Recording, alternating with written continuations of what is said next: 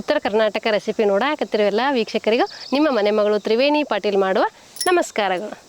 ನೀವು ಅನ್ಬೋದ್ರಿ ಇದೇನಪ್ಪ ಇದು ದಿನ ಮನೇಲಿ ನಿಂತು ಆ್ಯಂಕರಿಂಗ್ ಮಾಡೋಳು ಇವತ್ತು ಇಲ್ಲಿ ತೋಟದಾಗ ನಿಂತು ಮಾಡಾಕತ್ತಾರಲ್ಲ ಅಂತ ನೀವು ಅನ್ಬೋದ್ರಿ. ಈಗ ಹೆಂಗಿದ್ರು ಮಾವಿನಕಾಯಿ ಸೀಸನ್ ಐತಿ, ನೀವು ಬಗೆ ಬಗೆ ಎಲ್ಲ ಉಪ್ಪಿನಕಾಯಿ ಚಟ್ನಿ ಮತ್ತು ಗುಳಮ್ಮ ಎಲ್ಲ ಮಾಡ್ತಿರ್ತೀರಿ. ನಾನು ಇವತ್ತು ಉಪ್ಪಿನಕಾಯಿ ಮಾಡಿದ್ರೆ ಅಂತೇಳಿ ನಮ್ಮ ಪಕ್ಕದಲ್ಲಿರೋ ಚಿಕ್ಕೇಗೌಡ ತೋಟಕ್ಕೆ ಬಂದಿದ್ದೀನಿ. ಈಗ ನಾನು ಮಾವಿನಕಾಯಿ ಕಿತ್ಕೊಂಡು ಹೋಗಿ ಉಪ್ಪಿನಕಾಯಿ ಮಾಡ್ತೀನಿ. ನಾ ಈ ಉಪ್ಪಿನಕಾಯಿ ಹೆಂಗೆ ಮಾಡ್ತೀನೋ ನಿಮ್ಗೆ ಗೊತ್ತಾಗಬೇಕು ಅನ್ನೋದಾದ್ರೆ ನೀವು ವಿಡಿಯೋ ಪೂರ್ತಿ ನೋಡ್ರಿ, ಸ್ಕಿಪ್ ಮಾಡಲಾರ್ದೆ ನಿಮಗೆ ಗೊತ್ತಾಗ್ತೈತೆ ರೀ. ಈಗ ನಾನು ಮಾವಿನಕಾಯಿ ಆಗ್ಯಾವಲ್ಲ, ಈಗ ಮಾವಿನಕಾಯಿ ಹರ್ಕೋತೀನಿ ನೋಡ್ರಿ. ಮಾವಿನಕಾಯಿ ಉಪ್ಪಿನಕಾಯಿ ಮಾಡ್ಬೇಕಂದ್ರೆ ಶುಚಿತ್ವ ಭಾರಿ ಮುಖ್ಯ ರೀ.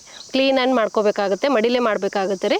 ನೀವು ಅನ್ಬೋದು ಏನಪ್ಪ ಹಿಂಗೆ ಹೇಳಕತ್ತಾರಲ್ಲ ಅಂಥೇಳಿ. ನೀವು ವರ್ಷಾನ್ಗಟ್ಲೆ ಇಡೋದಿರ್ತೈತಿ ಇದು ಮಾವಿನಕಾಯಿ, ಮತ್ತು ಕೀಳ್ಬೇಕಾದ್ರೂ ನೀಟಾಗಿ ಕಿತ್ಕೋಬೋದು ರೀ. ಕೆಳಗೆ ಬೀಳಿಸ್ಬಾರ್ದು, ಕೆಳಗೆ ಬೀಳಿಸಿದ್ರೆ ಪೆಟ್ಟು ಹತ್ತೈತಲ್ಲ ಅವಾಗ ಉಪ್ಪಿನಕಾಯಿ ಕೆಡೋ ಸಾಧ್ಯತೆ ಇರ್ತೈತಿ. ಪೆಟ್ಟು ಹತ್ತಿದ ಕಾಯಿ ಉಪ್ಪಿನಕಾಯಿ ಹಾಕಬಾರ್ದು. ಇದು ಗಿಡ ಚಿಕ್ಕದೈತಿ, ನನ್ನ ಕೈಲಿ ಹರ್ಕೋತೀನಿ ಅಂತ ಹೇಳಿದೆ. ಗಿಡ ಎತ್ತಿರ್ತಾವಲ್ಲ ರೀ, ಮಾವಿನಕಾಯಿ ಗಿಡ ಎತ್ತರ ಇದ್ದಾಗ ಹರ್ಕೊಳಕ್ಕೆ ಕಷ್ಟ ಆಗುತ್ತೆ. ಗಿಡ ಹತ್ತಿ ಹರಿಯೋರು ಇರ್ತಾರಲ್ಲ ಅವ್ರ ಕಡೆ ಹರಿಸ್ಬೇಕಾಗ್ತೈತೆ ರೀ, ಅವಾಗ ಉಪ್ಪಿನಕಾಯಿ ಚಲೋ ಬರ್ತಾವೆ ರೀ. ನಾವು ಕೆಳಗೆ ಬಿದ್ದಿದ್ದು ಇಲ್ಲ ಮ್ಯಾಗಿ ಗಿಡ ಹತ್ತಿ ಹರಿದು ಕೆಳಗೆ ಹೋಗಿತೀವಿ ಅಂದ್ರೆ ಅವಕ್ಕೆ ಪೆಟ್ಟು ಬೀಳ್ತಾವೆ, ಅವಾಗ ಉಪ್ಪಿನಕಾಯಿ ಚಲೋ ಬರೋಂಗಿಲ್ಲ ರೀ. ಈಗ ನಾನು ಮಾವಿನಕಾಯಿ ತೋಟಕ್ಕೆ ಬಂದಿದ್ನಲ್ಲ ರೀ, ಮಾವಿನಕಾಯಿ ಹರ್ಕೋತೀನಿ ನೋಡಿರಿ. ಮಾವಿನಕಾಯಿ ಬಲ್ತಿರ್ಬೇಕು ರೀ, ಹಣ್ಣು ಆಗಿರಬಾರ್ದು, ಗೊಪ್ಪ ಆಗಿರಬೇಕು. ನೀವು ಕಟ್ ಮಾಡಿದಾಗ ನಿಮ್ಗೆ ಗೊತ್ತಾಗ್ತೈತೆ ರೀ. ಅದರೊಳಗೆ ಎಲ್ಲೋ ಆಗಬಾರ್ದು, ಎಲ್ಲೋ ಆಗಿದ್ರೆ ಹಣ್ಣು ಆದಾಗ್ಯದ ಅಂತ ತರ್ತಾರೆ.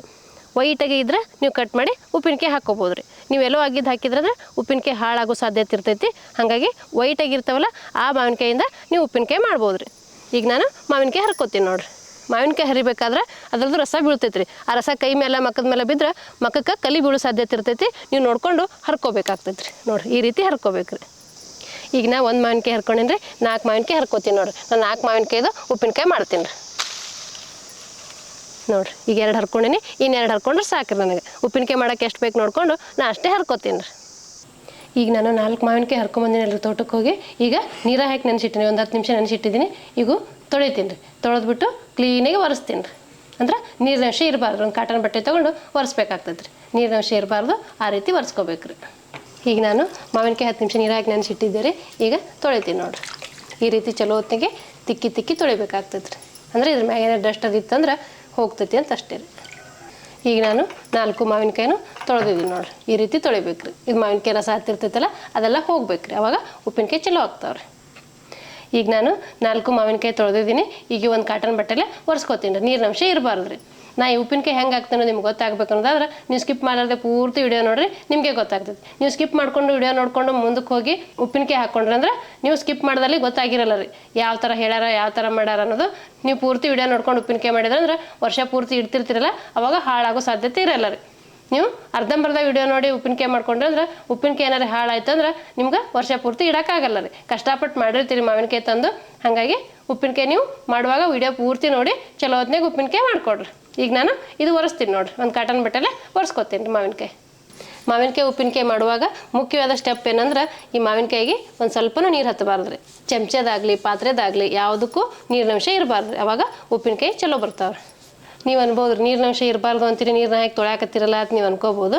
ಇದು ನೀರನ್ನ ಹಾಕಿ ತೊಳೆದು ನೀರಿನ ಅಂಶ ಇರಲಾರ್ದಂಗೆ ಒರೆಸ್ಬೇಕಾಗ್ತೈತೆ ರೀ. ನೋಡಿರಿ ನಾನೆಲ್ಲ ಕೈ ಅದೆಲ್ಲ ಒರೆಸ್ಕೊಂಡಿನಿ ನೋಡಿರಿ. ಈ ರೀತಿ ಫುಲ್ ಡ್ರೈ ಆಗಿರ್ಬೇಕು ರೀ ಮಾವಿನಕಾಯಿ.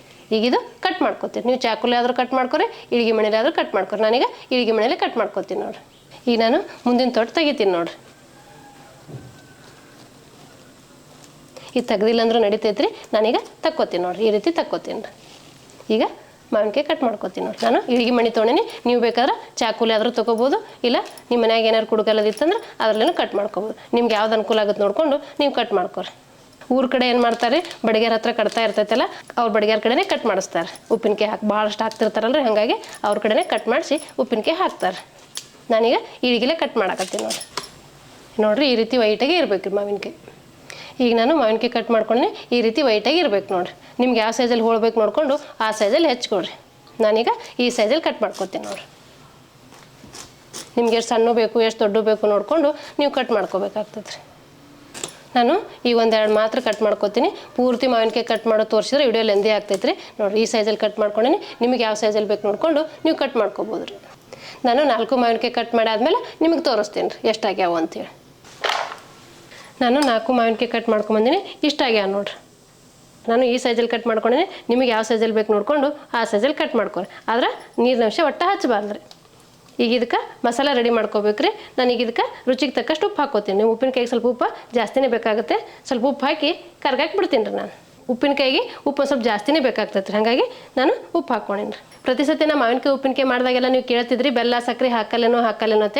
ನಾನು ಈ ಸಲ ಬೆಲ್ಲ ಹಾಕಿ ಮಾಡಾಕತ್ತೀನಿ ನೋಡಿರಿ. ಒಂದು ಅರ್ಧ ಕಪ್ನಷ್ಟು ಬೆಲ್ಲ ತೊಗೊಂಡಿನಿ, ಅದನ್ನೂ ಹಾಕ್ಕೊತೀನಿ ರೀ. ಇವು ಮಾವಿನಕಾಯಿ ಹುಳಿ ಇರ್ತಾವಲ್ಲ ರೀ, ಹಾಗಾಗಿ ಸ್ವಲ್ಪ ಬೆಲ್ಲ ಹಾಕ್ಕೊಂಡ್ರೆ ಸ್ವಲ್ಪ ಸಿಹಿ ಬರ್ತಾವೆ ರೀ. ನಾನು ಯಾವಾಗೂ ಮಾವಿನಕಾಯಿ ಉಪ್ಪಿನಕಾಯಿ ಮಾಡಾಗ ಬೆಲ್ಲ ಹಾಕಲ್ಲ ರೀ. ಈಗ ಬೆಲ್ಲ ಹಾಕಿ ಮಾಡಾಕತ್ತೀನಿ, ಡಿಫ್ರೆಂಟ್ ಆಗಿರಲಿ ಅಂಥೇಳಿ ಸ್ವಲ್ಪ ಬೆಲ್ಲ ಹಾಕ್ಕೊಂಡು ಮಾಡಾಕತ್ತೀನಿ ರೀ. ಆದಷ್ಟು ಉಪ್ಪಿನಕಾಯಿ ಮಾಡುವಾಗ ಹುಳಿ ಮಾವಿನಕಾಯಿನೇ ತೊಗೊಳ್ರಿ, ಆವಾಗ ಉಪ್ಪಿನಕಾಯಿ ಚಲೋ ಆಗ್ತಾವ್ರಿ. ಈಗ ಇದು ಚಲೋ ಹೊತ್ತಿಗೆ ಮಿಕ್ಸ್ ಮಾಡ್ಕೊತೀನಿ ರೀ. ಇದು ಉಪ್ಪು ಬೆಲ್ಲ ಕರಗಲ್ಲ ರೀ, ಕರಗಷ್ಟೊತ್ತಿಗೆ ನಾವು ಅಲ್ಲಿ ಮಸಾಲೆ ರೆಡಿ ಮಾಡ್ಕೊಂಬರೋಣ. ಈಗ ಉಪ್ಪಿನಕಾಯಿ ಕಲ್ಸಕ್ಕೆ ನೀವು ಸ್ಪೂನ್ ಬಳಸ್ತಿರಲ್ಲ ರೀ, ಇದನ್ನು ಡ್ರೈ ಆಗೇ ಇರ್ಬೇಕು, ನೀರಿನ ಅಂಶ ಇರಬಾರ್ದು ರೀ. ಪಾತ್ರೆಗಾಗಲಿ ಚಮಚಕ್ಕಾಗಲಿ ಯಾವುದಕ್ಕಾದ್ರೂ ನೀರಿನ ಅಂಶ ಇರಬಾರ್ದು. ನೋಡಿರಿ, ಇದು ಉಪ್ಪು ಬೆಲ್ಲ ಹಾಕ್ಕೊಂಡಿನಿಲ್ಲ, ಇದು ಕರಗಲಿ ಅಷ್ಟೊತ್ತಿಗೆ ನಾವು ಮಸಾಲೆ ಹುರ್ಕೊಳ್ಳೋಣ ರೀ. ಈಗ ಒಂದು ಪಾತ್ರೆ ಇಟ್ಕೊತೀನಿ ರೀ. ಇದಕ್ಕೆ ಒಂದು 2 ಟೇಬಲ್ ಸ್ಪೂನಷ್ಟು ಸಾಸಿವೆ ತೊಗೊಂಡಿನಿ ರೀ, ಅವು ಹಾಕ್ಕೋತೀನಿ ನೋಡಿರಿ. 4 ಮಾವಿನಕಾಯಿಗೆ ಇಷ್ಟು ಸಾಸಿವೆ ಸಾಕ್ರಿ. ನೀವು ಸಾಸಿವೆ ಜಾಸ್ತಿ ಹಾಕ್ಕೊಂಡ್ರೆ ಕೈ ಬರೋ ಸಾಧ್ಯತೆ ಇರ್ತೈತಿ, ನೋಡ್ಕೊಂಡು ಹಾಕ್ಕೋಬೇಕಾಗ್ತದೆ. ಇಲ್ಲ ಸಾಸಿವೆ ಬೇಳೆನೇ ಸಿಗ್ತಾವ್ರಿ, ನೀವು ಅವು ತಂದರೂ ಹಾಕ್ಕೋಬೋದು ರೀ. ನಾನು ಮನೇಲೇ ಮಾಡೋದ್ರಿಂದ ಸಾಸಿವೆ ಹುರಿದು ಮಾಡಾಕತ್ತೀನಿ ರೀ. ಒಂದು ಸ್ವಲ್ಪ ಮೆಂತ್ಯ ಕಾಳು ಹಾಕ್ಕೋತೀನಿ ರೀ. ಜಾಸ್ತಿ ಹಾಕ್ಕೋಬೇಡ್ರಿ, ಜಾಸ್ತಿ ಹಾಕ್ಕೊಂಡ್ರೆ ಇದನ್ನು ಕಹಿ ಬರೋ ಸಾಧ್ಯತೆ ಇರ್ತೈತಿ, ನೋಡಿಕೊಂಡು ಹಾಕ್ಕೋಬೇಕಾಗ್ತದೆ ರೀ. ಇದೆಲ್ಲ ಚಲೋ ಹೊತ್ತಿಗೆ ಹುರ್ಕೋತೀನಿ ರೀ. ನೀವು ಒಂದೊಂದಾದರೂ ಹುರ್ಕೋರಿ, ಇಲ್ಲ 2 ಒಟ್ಟಿಗೆ ಆದರೂ ಹುರ್ಕೋರಿ. ಈಗ ನಾನು 2 ಒಟ್ಟಿಗೆ ಹುರ್ಕೋತೀನಿ ನೋಡಿರಿ. ಇವು ಸಾಸಿವೆ ಕಲರ್ ಚೇಂಜ್ ಆಗೋರಿಗೆ ಹುರ್ಕೋಬೇಕಾಗ್ತದೆ ರೀ. ಈಗ ಹಾಕಿದಾಗ ರಾಗಿ ಕಲರ್ ಇರ್ತಾವ್ರಿ ಸಾಸಿವೆ, ಹುರಿದ ತಕ್ಷಣ ಸ್ವಲ್ಪ ವೈಟ್ ಕಲರ್ ಬರ್ತಾವೆ ನೋಡಿರಿ. ನಿಮ್ಮ ವಿಡಿಯೋದಾಗ ಕೇಳಿಸ್ಕೊಂಡ್ರೆ ಗೊತ್ತಾಗ್ತೈತೆ ನೋಡಿರಿ, ಈ ರೀತಿ ಚಟಪಟ ಸೌಂಡ್ ಬರ್ಬೇಕು ರೀ. ಈಗ ಇವು ಸಾಸಿವೆ ಹುರಿದಾವ್ರಿ. ಈಗ ನಾನು ತಕ್ಕೋತೀನಿ ನೋಡಿರಿ. ಈಗ ನಾನು ಇದೇ ಪಾತ್ರೆಗೆ 1 ಕಪ್ ಎಣ್ಣೆ ಹಾಕ್ಕೋತೀನಿ ರೀ. ನಾನು ನಾರ್ಮಲ್ ಎಣ್ಣೆ ಹಾಕ್ಕೊಂಡ್ರೆ ನೀವು ಬೇಕಾದ್ರೆ ಸಾಸಿವೆ ಎಣ್ಣೆನೂ ಹಾಕ್ಕೋಬೋದು ರೀ. ನಿಮ್ಮ ಮನ್ಯಾಗ ಯಾವ ಎಣ್ಣೆ ಯೂಸ್ ಮಾಡ್ತೀರಿ ಆ ಎಣ್ಣೆ ಹಾಕ್ಕೊಂಡ್ರೆ ಸಾಕು ರೀ. ಇದು ಎಣ್ಣೆ ಸ್ವಲ್ಪ ಬಿಸಿ ಆಗಲ್ಲ ರೀ.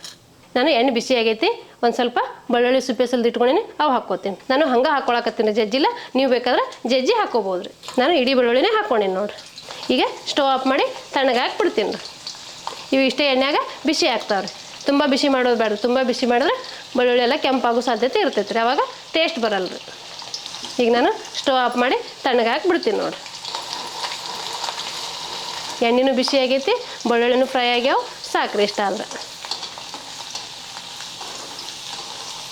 ಸ್ವಲ್ಪ ಎಣ್ಣೆ ತಣ್ಣಗಾದ ನಂತರ ನಾವು ಅರಿಶಿನ ಪುಡಿ ಅಚ್ಕಾರದ ಪುಡಿ ಹಾಕ್ಕೊಳ್ಳೋಣ ರೀ. ಎಣ್ಣೆಗೆ ಹಾಕೋದ್ರಿಂದ ಕಲರ್ ಬರ್ತೈತೆ, ನಾ ಎಣ್ಣೆಗೆ ಹಾಕ್ಕೊಳಕತ್ತೀನಿ ರೀ. ನೀವು ಇಲ್ಲ ಡೈರೆಕ್ಟ್ ಮಾವಿನಕಾಯಿ ಹೋಳಿಗೆ ಹಾಕ್ಕೊಂಡ್ರೆ ನಡಿತೈತೆ ರೀ. ಇದು ಎಣ್ಣೆ ಒಂದು ಸ್ವಲ್ಪ ತಣ್ಣಗಾಗಲಿ. ಬಿಸಿ ಇದ್ದಾಗ ಹಾಕಿದ್ರೆ ಹೊತ್ತು ಸಾಧ್ಯತೆ ಇರ್ತೈತೆ, ಹಾಗಾಗಿ ತಣ್ಣಗಾದ ನಂತರ ಹಾಕ್ಕೋಬೇಕಾಗ್ತೈತೆ ರೀ. ಅದು ಎಣ್ಣೆ ತಣ್ಣಗಾಗಷ್ಟೊತ್ತಿಗೆ ನಾವು ಸಾಸಿವೆ ಮೆಂತ್ಯ ಹುರ್ಕೊಂಡಿದ್ವಲ್ಲ ರೀ, ಇವು ತಣ್ಣಗಾಗ್ಯಾವು, ಮಿಕ್ಸಿ ಜಾರಿಗೆ ಹಾಕಿ ರುಬ್ಕೊಳ್ಳೋಮ್ರಿ. ನಾನಿದು ತರಿಯಾಗಿ ರುಬ್ಕೋತೀನಿ ರೀ. ಭಾಳ ನುಣ್ಣಗೆ ಪೌಡ್ರ್ ಮಾಡ್ಕೊಬೇಡ್ರಿ, ಸ್ವಲ್ಪ ತರಿಯಾಗಿದ್ರೆ ಸಾಕ್ರಿ.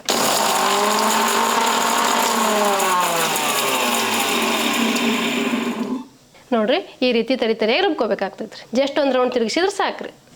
ಈಗ ನೋಡಿರಿ, ಎಣ್ಣೆ ಪೂರ್ತಿ ತಣ್ಣಗಾಗೈತಿ. ನಾ ಇದ್ರಾಗ ಅರಿಶಿನ ಪುಡಿ ಹಾಕ್ಕೋತೀನಿ ನೋಡಿರಿ. ಇದು ಉಪ್ಪಿನಕಾಯಿಗೆ ಕಲರ್ ಬರಲಿ ಅಂತ ನಾನು ಹಾಕ್ಕೊಳಕತ್ತೀನಿ, ನೀವು ಬೇಡ ಅಂದ್ರೆ ಸ್ಕಿಪ್ ಮಾಡ್ಬೋದು ರೀ. ನಾನು 2 ಸ್ಪೂನಷ್ಟು ಖಾರದ ಪುಡಿ ಹಾಕ್ಕೋತೀನಿ. ನಿಮ್ಮ ಖಾರಕ್ಕೆ ಎಷ್ಟು ಬೇಕು ನೋಡಿಕೊಂಡು ನೀವು ಹಾಕ್ಕೋಬೋದು ರೀ. ಇದೆಲ್ಲ ಚಲೋ ಹೊತ್ತಿಗೆ ಮಿಕ್ಸ್ ಮಾಡ್ಕೊತೀನಿ. ಎಣ್ಣೆ ತಣ್ಣಗಾದ ನಂತರ ಯಾಕೆ ಹಾಕೋದಂದ್ರೆ, ಎಣ್ಣೆ ಬಿಸಿ ಇದ್ದಾಗ ನೀವು ಹಾಕ್ಕೊಂಡ್ರೆ ಅಂದ್ರೆ ಹೊತ್ತು ಸಾಧ್ಯತೆ ಇರ್ತೈತೆ ರೀ. ಹಾಗಾಗಿ ಎಣ್ಣೆ ಪೂರ್ತಿ ತಣ್ಣಗಾದ ನಂತರ ಖಾರದ ಪುಡಿ ಅರಿಶಿನ ಪುಡಿ ಹಾಕ್ಕೊಂಡ್ರೆ ಸರಿ ಹೋಗುತ್ತೆ ರೀ. ಇಲ್ಲ ನೀವು ಮಾವಿನಕಾಯಿ ಹೋಳ ಮೇಲಾದರೂ ಹಾಕ್ಕೋಬೋದು ರೀ. ಈಗ ನೋಡಿರಿ, ಇದೆಲ್ಲ ಚಲೋ ಹೊತ್ತಿಗೆ ಮಿಕ್ಸ್ ಮಾಡ್ಕೊಂಡೇನಿ ರೀ. ಈಗ ಎಣ್ಣೆಗೆ ಹಾಕೋದ್ರಿಂದ ಕಲರ್ಫುಲ್ಲಾಗಿ ಬರ್ತಾರೆ ಉಪ್ಪಿನಕಾಯಿ, ಹಾಗಾಗಿ ನಾನು ಎಣ್ಣೆಗೆ ಖಾರ ಪುಡಿ ಅರಿಶಿನ ಪುಡಿ ಹಾಕ್ಕೊಂಡೇನಿ ನೋಡಿರಿ. ಕೆಲವರು ಎಣ್ಣೆಗೆ ಬಿಸಿ ಮಾಡಿ ಎಣ್ಣೆಗೆ ಖಾರ ಹಾಕೋತಾರೆ, ಕೆಲವರು ಹಸಿ ಎಣ್ಣೆನೂ ಹಾಕೋತಾರೆ, ಇಲ್ಲ ಬರೀ ಎಣ್ಣೆ ಬಿಸಿ ಮಾಡಿ ಹಾಕ್ತಾರೆ. ಹೋಳ್ನಾಗ ಖಾರದ ಪುಡಿ ಹಾಕೋತಾರೆ. ನಿಮ್ಗೆ ಹೆಂಗೆ ಅನುಕೂಲ ಆಗುತ್ತೆ ನೋಡಿಕೊಂಡು ನೀವು ಮಾಡ್ಕೋಬೋದು ರೀ. ಹಾಗೆ ಮಾಡಬೇಕು ಹಿಂಗೆ ಮಾಡ್ಬೇಕಂತೇನಿಲ್ಲ, ನಿಮ್ಮ ಮನ್ಯಾಗ ಯಾವ ಥರ ಪದ್ಧತಿ ಅದ ಉಪ್ಪಿನಕಾಯಿ ಹಾಕೋದು ಆ ರೀತಿ ಹಾಕೋರಿ ನೀವು.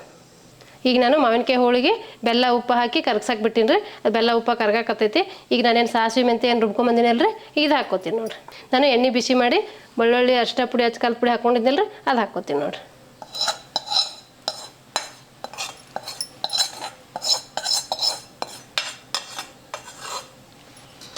ಇದು ಎಣ್ಣೆ ಪೂರ್ತಿ ತಣ್ಣಗಾದ್ಮೇಲೆ ಹಾಕ್ಕೋಬೇಕು ರೀ. ಈಗ ಇದು ಚಲೋ ಹೊತ್ತಿಗೆ ಮಿಕ್ಸ್ ಮಾಡ್ಕೊಳ್ಳೋಮ್ರಿ. ನೋಡಿರಿ, ನಾವು ಉಪ್ಪು ಬೆಲ್ಲ ಹಾಕಿವಲ್ಲ, ಉಪ್ಪು ಬೆಲ್ಲ ಕರಗಿ ಎಷ್ಟು ನೀರು ಬಿಟ್ಟೈತೆ ನೋಡಿರಿ.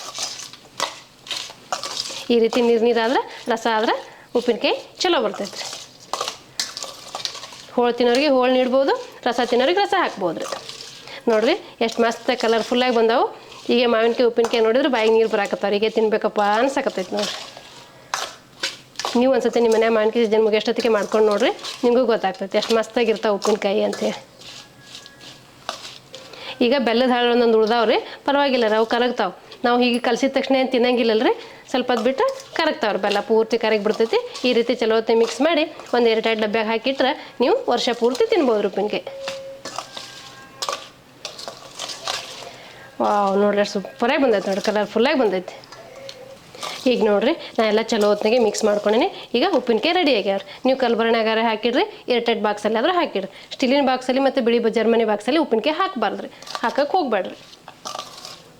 ಅವಾಗ ಸೀಳು ಸಾಧ್ಯತೆ ಇರ್ತಾವೆ. ಸ್ಟೀಲಿನ ಬಾಕ್ಸ್ ಆಗಲಿ ಬಿಳಿ ಜರ್ಮನಿ ಬಾಕ್ಸ್ ಆಗಲಿ ತೂತು ಬೀಳ್ತಾವ್ರಿ, ಮತ್ತು ಸೀಳು ಸಾಧ್ಯತೆ ಇರ್ತವೆ. ಯಾಕಂದ್ರೆ ಉಪ್ಪು ಇರ್ತೈತಲ್ಲ, ಹಾಗಾಗಿ ಸೀಳು ಸಾಧ್ಯತೆ ಇರ್ತೈತ್ರಿ. ಇಲ್ಲ ನೀವು ಬೇಕಾದ್ರೆ ಪ್ಲಾಸ್ಟಿಕ್ ಬಾಕ್ಸಲ್ಲಿ ಹಾಕಿಟ್ಕೋಬೋದು ರೀ. ಪ್ಲಾಸ್ಟಿಕ್ ಬೇಡಪ್ಪ ಅನ್ನೋರು ಕಲ್ಬರ್ನಾಗ ಹಾಕಿಟ್ಕೋರಿ, ಇಲ್ಲ ಗ್ಲಾಸಿನ ಬಾಟ್ಲಾಗಾದ್ರೂ ಹಾಕಿಟ್ಕೋರಿ. ಈಗ ಇದು ಉಪ್ಪಿನಕಾಯಿ ರೆಡಿ ಆಗ್ಯಾವ ನೋಡ್ರಿ. ಈಗ ಇವು ನೋಡಿದರೆ ಬಾಯ ನೀರು ಬರಾಕತ್ತಾವ. ನೀವು ನಿಮ್ಮ ಮನೆ ಮಾಡ್ಕೊಂಡು ನೋಡಿರಿ, ನಿಮಗೂ ಗೊತ್ತಾಗ್ತದೆ. ವಿಡಿಯೋ ನೋಡಿದ ತಕ್ಷಣ ನೀವು ಮಾಡ್ಕೊಂಡ್ಬಿಡ್ತೀರಿ, ಅಷ್ಟು ಮಸ್ತಾಗಿ ಉಪ್ಪಿನಕಾಯಿ ಆಗ್ಯಾವ್ರಿ. ನೋಡಿದ್ರಲ್ರಿ ವೀಕ್ಷಕರೇ, ಬೇಗ ಮತ್ತು ಸುಲಭವಾಗಿ ಮಾಡುವಂಥ ಮಾವಿನಕಾಯಿ ಉಪ್ಪಿನಕಾಯಿ ಮಾಡಿ ತೋರಿಸಿನ್ರಿ. ಇದು ಮಾವಿನಕಾಯಿ ಉಪ್ಪಿನಕಾಯಿ ವರ್ಷವರೆಗೆ ಇಟ್ಕೊಂಡು ತಿನ್ಬೋದು ನೀವು, ಅಷ್ಟು ಮಸ್ತಾಗಿ ಬಂದಾವು. ನೀವು ಒಂದ್ಸತಿ ನಿಮ್ಮ ಮನೆ ಮಾಡಿ ನೋಡಿರಿ, ನಿಮಗೂ ಗೊತ್ತಾಗ್ತೈತಿ. ಈ ಮಾವಿನಕಾಯಿ ಉಪ್ಪಿನಕಾಯಿ ಮಾಡೋ ಪದ್ಧತಿ ನಿಮ್ಗೆ ಏನಾರು ಇಷ್ಟ ಆಗಿತ್ತಂದ್ರೆ ಒಂದು ಲೈಕ್ ಮಾಡಿರಿ, ಶೇರ್ ಮಾಡಿರಿ, ಕಮೆಂಟ್ ಮಾಡಿರಿ, ಸಬ್ಸ್ಕ್ರೈಬ್ ಆಗಿರಿ. ಧನ್ಯವಾದಗಳು.